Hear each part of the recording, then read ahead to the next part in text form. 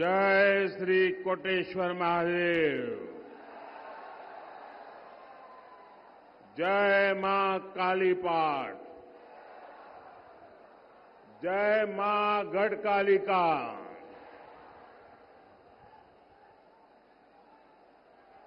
आज देश के विभिन्न हिस्सों में नववर्ष मनाया जाता है। आज नवरात्रि का भी आरंभ हुआ है। मैं आप सभी को नववर्ष की और नवरात्रि की अनेक अनेक शुभकामनाएं देता हूं। बालाघाट की धरती भारत की नारी शक्ति के पराक्रम की साक्षी है। मैं वीरांगना रानी दुर्गावती और रानी अवंतीबाई की इस धरती को प्रणाम करता हूं।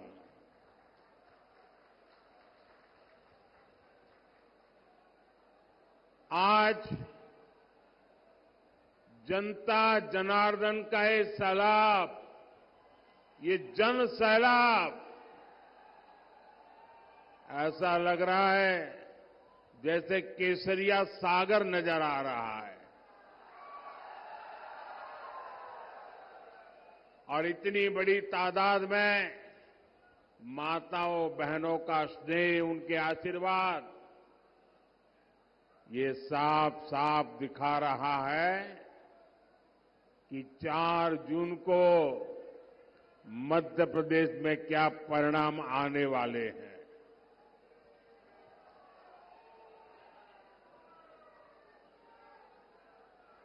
चार 5 महीने पहले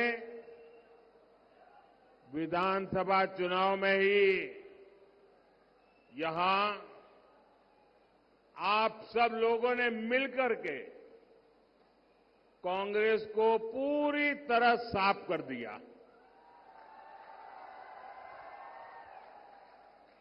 अब लोकसभा चुनाव में तो कांग्रेस के लोग भाजपा से नहीं लड़ रहे हैं, एक दूसरे से लड़ रहे हैं।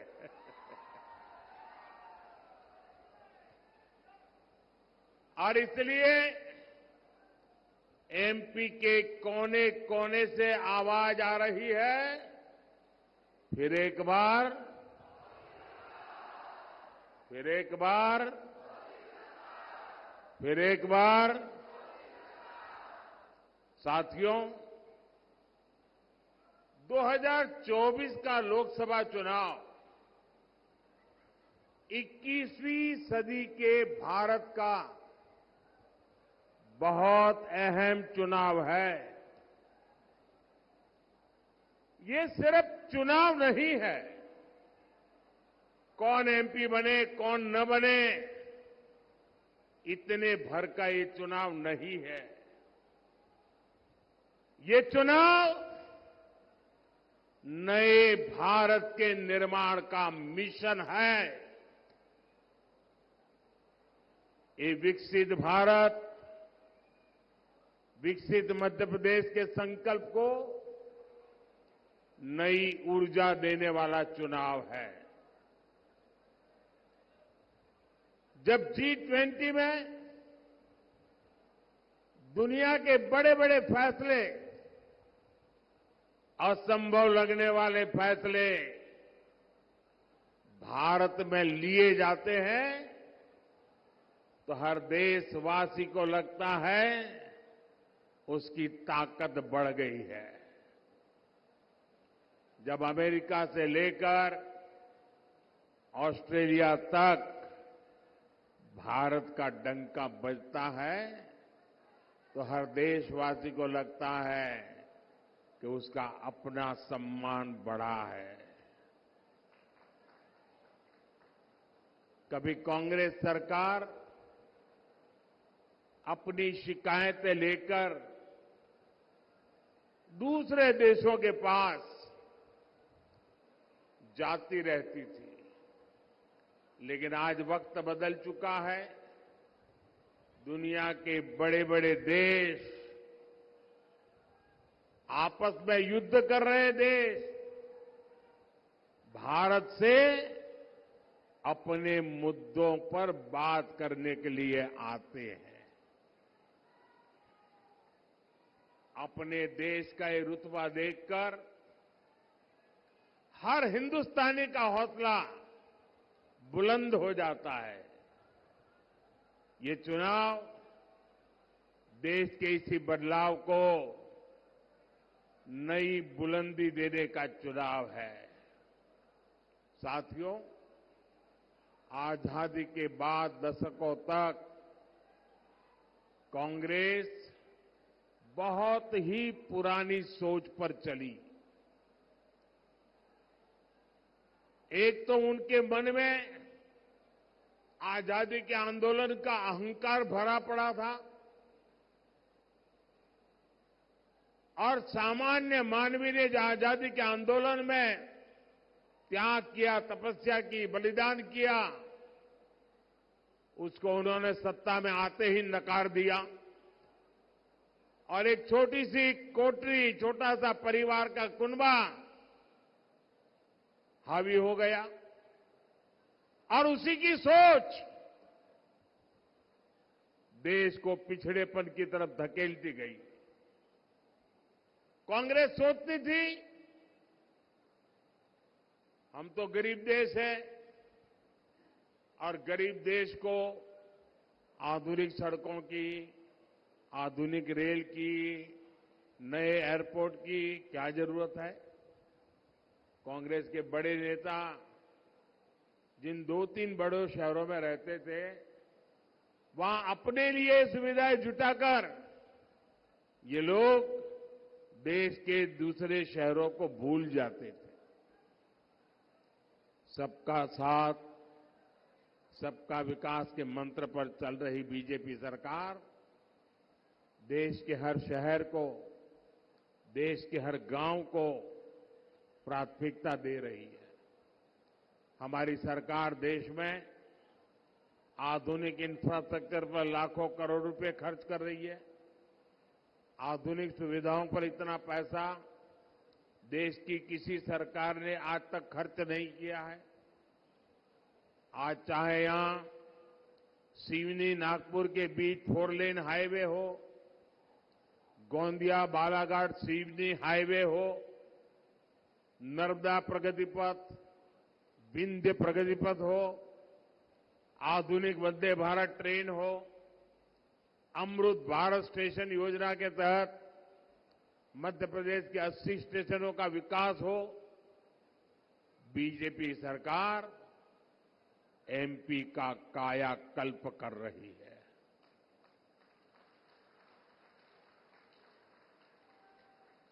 बालाघाट से गोंडिया वाली जिस ब्रॉडगेज रेलवे लाइन की नींव करीब 30 साल पहले रखी गई थी, उसे भी ये मोदी ने आकर के पूरा किया।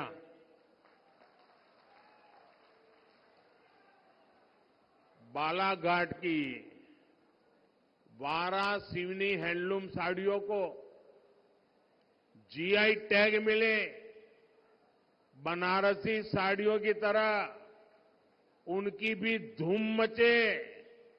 बीजेपी सरकार इसके लिए भी काम कर रही है। यही विकसित मध्य प्रदेश से विकसित भारत की मोदी की गारंटी है। ये बदलाव केवल 10 वर्षों की मेहनत का परिणाम है। इतना सारा हुआ है, लेकिन मोदी का तो यही कहना है कि ये तो अभी ट्रेलर है।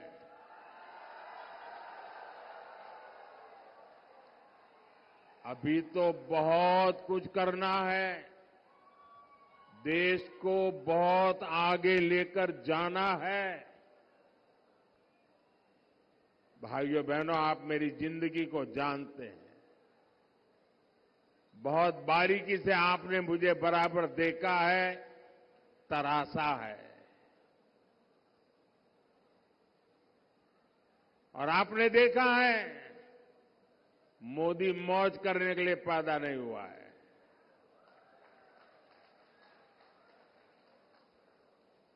मोदी मेहनत करता है क्योंकि उसके लक्ष्य बहुत बड़े हैं। देश के लिए है, आपके लिए है, आपके बच्चों के उज्जवल भविष्य के लिए है। और ये मेहनत इसलिए कर रहा हूं। जब इतना सारा काम हुआ तो लोग कहते हैं, मोदी जी आप इसको ट्रेलर क्यों कहते हैं? इतना सारा कर लिया।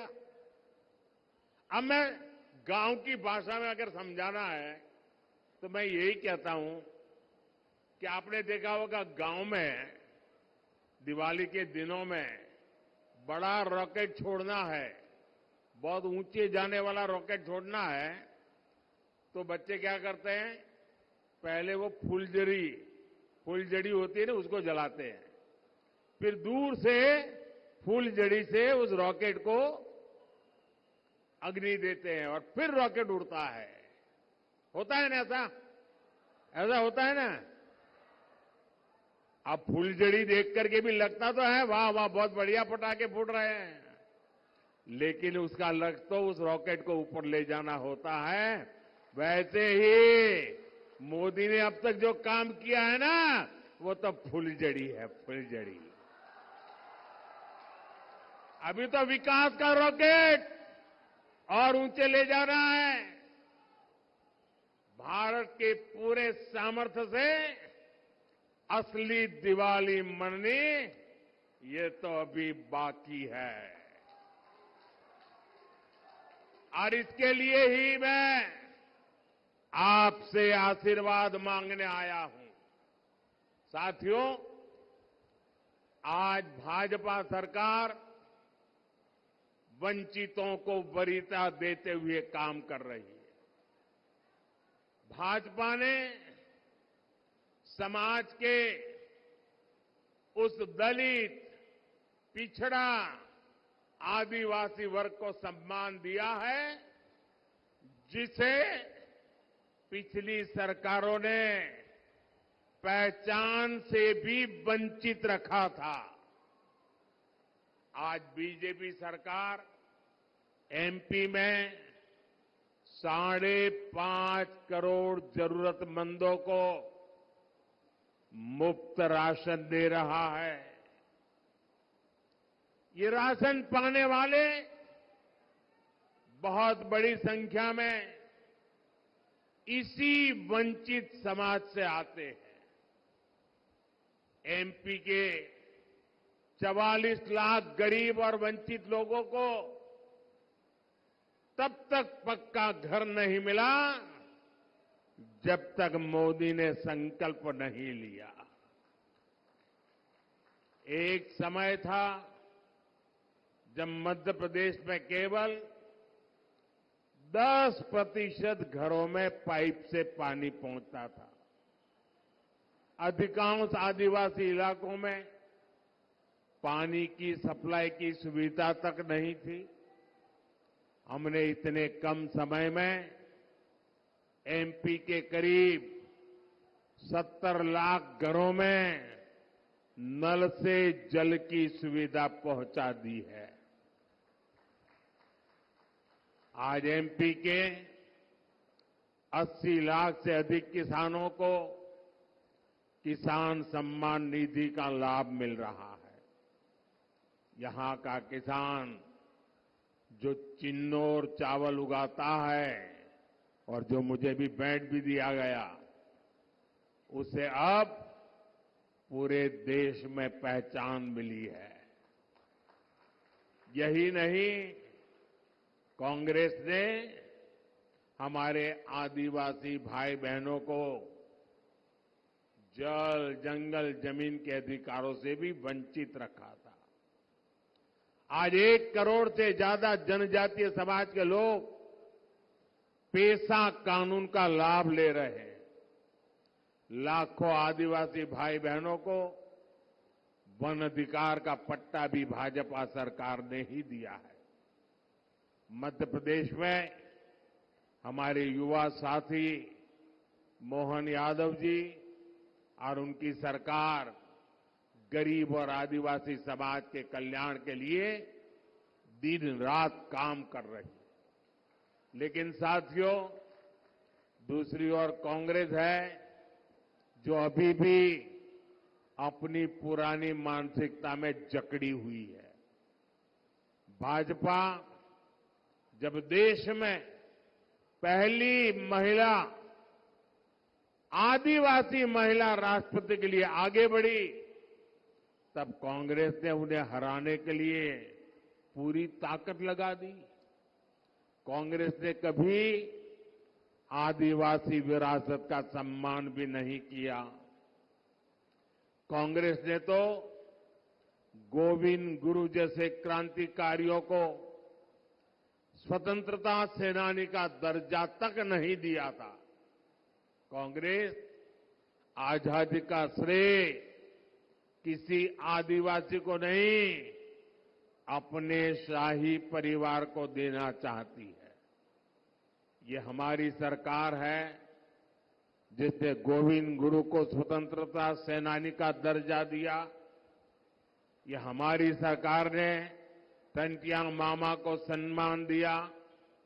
ये हमारी सरकार ने पहली बार भगवान बिरसा मुंडा की जयंती पर जनजातीय गौरव दिवस की शुरुआत की।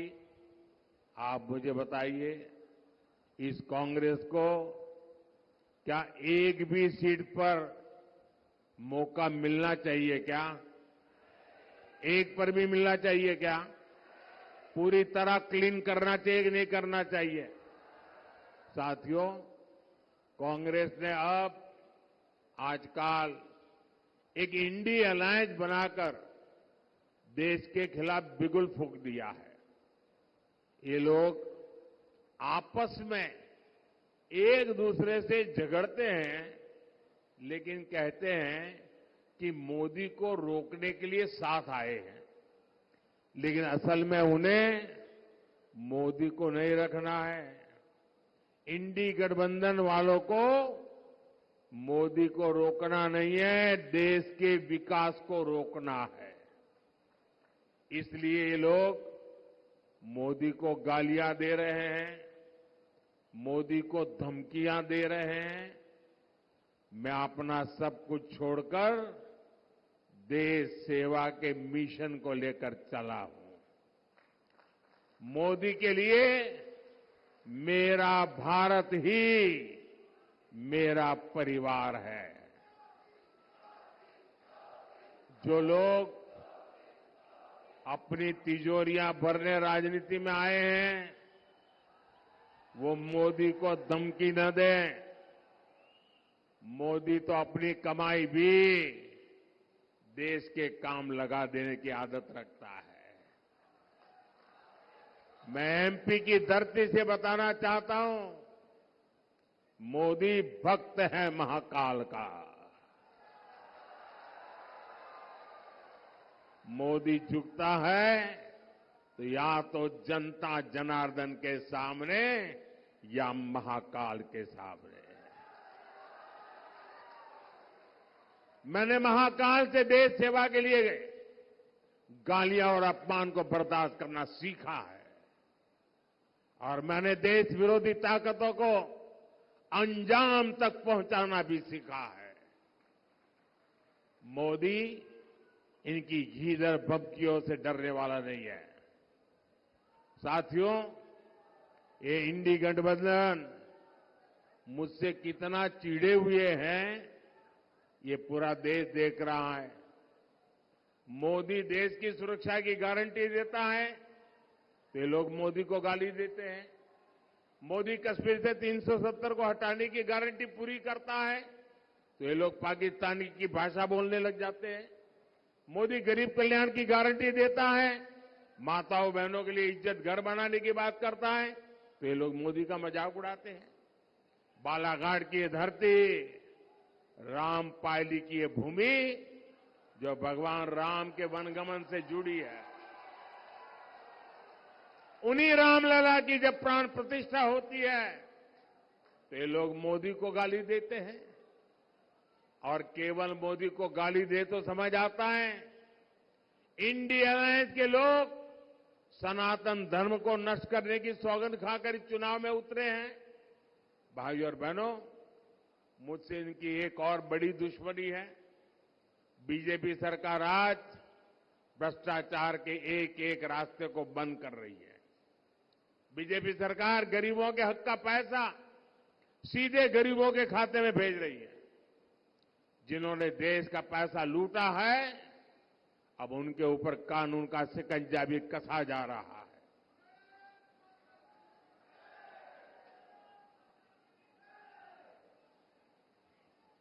परिवारवादी पार्टियों के नेताओं के पास से खुलेआम सैकड़ों करोड़ रुपए बरामद हो रहे हैं। नोट गिनने वाली मशीनें थक जाती है, बिगड़ जाती है, खराब हो जाती है, लेकिन कांग्रेस पार्टी और इंडी गठबंधन के लोग बिना किसी शर्म के खुलेआम भ्रष्टाचारियों पर कार्रवाई रोकने के लिए रैलियां कर रहे हैं। मैं कहता हूं, भ्रष्टाचार हटाओ। वो कहते हैं भ्रष्टाचारी बचाओ। इंडिया अलायंस में इकट्ठा हुए इन लोगों की मुझसे यही दुश्मनी है। लेकिन मैं आपको गारंटी देता हूं, भ्रष्टाचार का पैसा जिस जिस तिजोरी में गया है उसे मैं बाहर निकाल के रहूंगा।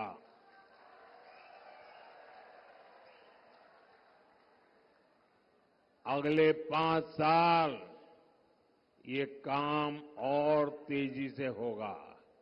होना चाहिए कि नहीं होना चाहिए? सख्ती से होना चाहिए कि नहीं होना चाहिए? साथियों, तीसरे कार्यकाल में देश बड़े और ऐतिहासिक फैसले ले सके, इसलिए मुझे आपका भरपूर आशीर्वाद चाहिए। बीजेपी ने बालाघाट से श्रीमती भारती पारधी को और मंडला से श्री फग्गन सिंह कुलस्ते को प्रत्याशी बनाया है। इन्हें आप रिकॉर्ड मतों से विजयी बना करके भेजेंगे तो मोदी को मजबूती मिलेगी। 19 अप्रैल को गर्मी कितनी ही भयंकर क्यों न हो, हमें मतदान के पुराने सारे रिकॉर्ड तोड़ने हैं। तोड़ेंगे। इस बार हमने हर पोलिंग बूथ जीतना है। जीतोगे? ज्यादा से ज्यादा मतदान कराओगे? अच्छा, मेरा एक काम करोगे? करोगे? इधर से तो आवाज नहीं आ रही है। करोगे? वो पीछे से आवाज नहीं आ रही। मेरा काम करोगे? पक्का करोगे? लेकिन ये चुनाव वाला काम नहीं है। करोगे? देखिए, 19 अप्रैल तक आप अनेक परिवारों में जाएंगे। जब उन सबको मिलने जाएं तो उनको कहना कि अपने मोदी जी आए थे और मोदी जी ने आपको प्रणाम भेजा है। मेरा प्रणाम पहुंचा दोगे? हर घर में पहुंचा दोगे? जब मेरा प्रणाम आप पहुंचाओगे ना, तो हर घर के माता बहनें मुझे आशीर्वाद देगी और उनके आशीर्वाद मेरी बहुत बड़ी ऊर्जा है देश के लिए दौड़ने की ताकत है। मेरे साथ बोलिए, भारत माता की, भारत माता की, भारत माता की। बहुत बहुत धन्यवाद।